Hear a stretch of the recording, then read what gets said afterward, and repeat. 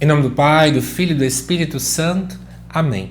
Amados irmãos e irmãs, é com muita alegria que nós estamos aqui para juntos estudar e meditar o Evangelho que a Igreja nos apresenta para esta segunda-feira da primeira semana do Tempo Comum. O texto de hoje se encontra lá em Marcos, no capítulo 1, versículos de 14 até o 20, que nos diz assim: Depois que João Batista foi preso, Jesus foi para a Galiléia, pregando o Evangelho de Deus, dizendo: O tempo já se completou e o reino de Deus está próximo. Convertei-vos e crede no Evangelho. E passando à beira do mar da Galiléia, Jesus viu Simão e André, seu irmão, que lançavam a rede ao mar, pois eram pescadores. Jesus lhes disse: Segui-me e eu farei de vós pescadores de homens. E eles, deixando imediatamente as redes, seguiram a Jesus. Caminhando mais um pouco, viu também Tiago e João, filhos de Zebedeu. Estavam na barca, consertando as redes. Eles deixaram seu pai Zebedeu na barca com os empregados e partiram, seguindo Jesus. Amados irmãos e irmãs, nós temos aqui dois pontos importantes trazidos pelo Evangelho desta segunda-feira. Em um primeiro lugar, o autor do Evangelho, ele tenta nos mostrar uma pequena síntese de como é que era a pregação de Jesus. A pregação de Jesus era anunciar, primeiro, que o tempo já havia se completado. Segundo, que o reino de Deus está próximo. Terceiro, convertei-vos. E quarto, crer no Evangelho. Vamos analisar cada um desses 4 pontos. O fato de mostrar que o tempo já se completou é justamente para trazer para as pessoas o sentimento de urgência. É importante a gente poder trazer para as pessoas a urgência de escutar a voz de Deus, a urgência de buscar a conversão, de ter fé. Muitas e muitas vezes parece que a gente está fazendo uma pregação que ela é tão açucarada, tão fácil de seguir, que o povo pode colocar na cabeça: eu posso deixar para o ano que vem, a minha conversão só para daqui a 6 meses, só para daqui a 9 meses. Quando sobrar tempo eu vou dar um jeito. Mas Jesus sempre deixou muito claro: o tempo já se completou. Aqui nós estamos diante do tempo em que Deus preparou para enviar seu único filho. Segundo ponto, o reino de Deus está próximo.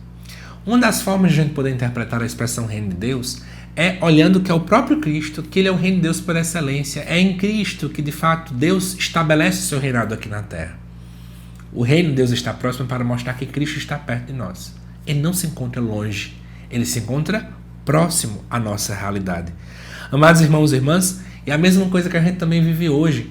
Nós não temos um Deus distante, um Deus longe, mas um Deus que conhece as nossas ações, um Deus que nos vê e que nos ouve.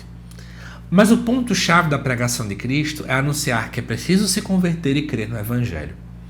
A conversão, ela significa uma mudança de rota, uma mudança de mentalidade, que não vai apenas para questões exteriores, externas, mas especialmente começando no interior, porque aí desemboca na nossa realidade exterior, né? Então, a ideia que a gente precisa buscar pedir é: Senhor, transforma primeiramente o meu coração, a minha mente, aquilo que penso, aquilo que sinto, as minhas convicções mais interiores.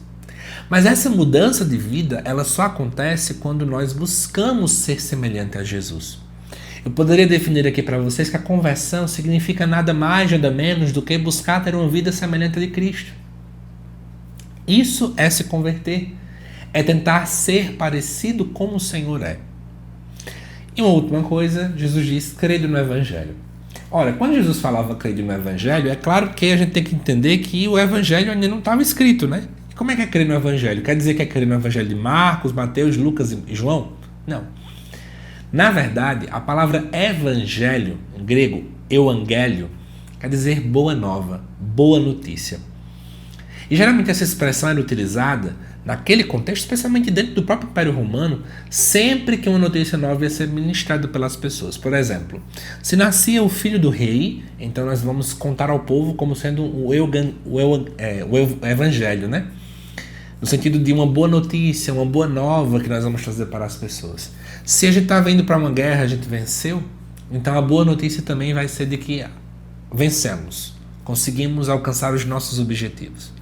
E aí, quando Jesus coloca crede no Evangelho, nós estamos aqui diante da boa notícia, que é o próprio Cristo.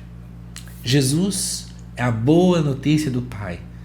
É a boa notícia comunicada por nós, mesmo sabendo que nós nada merecemos.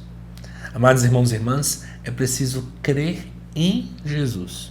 É preciso seguir os seus passos e sermos seus discípulos.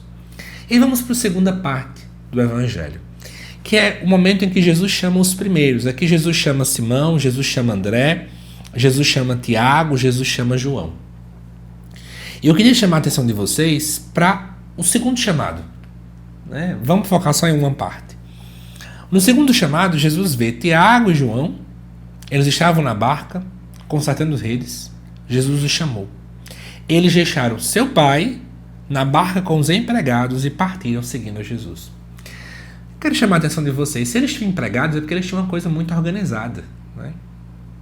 Eles já tinham uma estrutura que dava solidez, que dava segurança financeira. Ele trabalhava com o pai, muito mais fácil, né, do que estar com terceiros e por aí vai. Mas Jesus chega e chama, e eles largam o pai e largam um local que tem segurança. Seguir Jesus também é muitas e muitas vezes largar as seguranças que nós temos. Não vou mentir para vocês, seguir Jesus parece às vezes como dar um tiro no escuro, né? Mas a nossa fé nos garante que não tem tiro no escuro nenhum. Porque eu sei em quem eu ponho minha confiança. Eu sei em quem estou esperando. Mas entenda que para ter uma conversão autêntica, crer de fato no Evangelho, eu preciso largar as minhas seguranças, as minhas certezas para seguir Jesus. Largar muitas vezes meus sonhos, minhas metas, meus objetivos para buscar o Senhor. Eu te pergunto, você tem essa coragem? Você tem a coragem de poder largar tantas coisas já pré-planejadas, pré-prontas na tua mente para seguir a Ele, seguir a sua voz que nos chama, a sua voz que nos impele. Amados irmãos e irmãs, que nós possamos hoje, à luz desse Evangelho, dizer: Senhor, eu quero te seguir. Mesmo que eu tenha que largar tudo aquilo que já estava tão certo na minha cabeça. Mesmo que para isso algumas ligações familiares, afetivas, de amizade eu tenha que talvez abandonar no meio do caminho. Mas eu quero te seguir. Que nós não tenhamos medo, amados irmãos e irmãs, de largar por Jesus. Que nós não tenhamos medo de seguir essa voz que nos chama. Essa voz que nos consola. Essa voz que nos dá ânimo. Essa voz que nos chama inclusive pelo nome. É interessante que diz o texto que é Jesus quem viu Tiago e João. É Jesus também que te vê. Antes de você ter sede dele, é Cristo quem vai à tua procura, porque ele tem sede de você, amado irmão, amada irmã. Não deixe para depois, somente amanhã, dizer que quer seguir ele, tá bom? O tempo já se completou. É urgência. Responda hoje o chamado dele. Que Deus te abençoe, amado irmão, amada irmã. Te aguardo nos próximos vídeos aqui do canal. Até mais.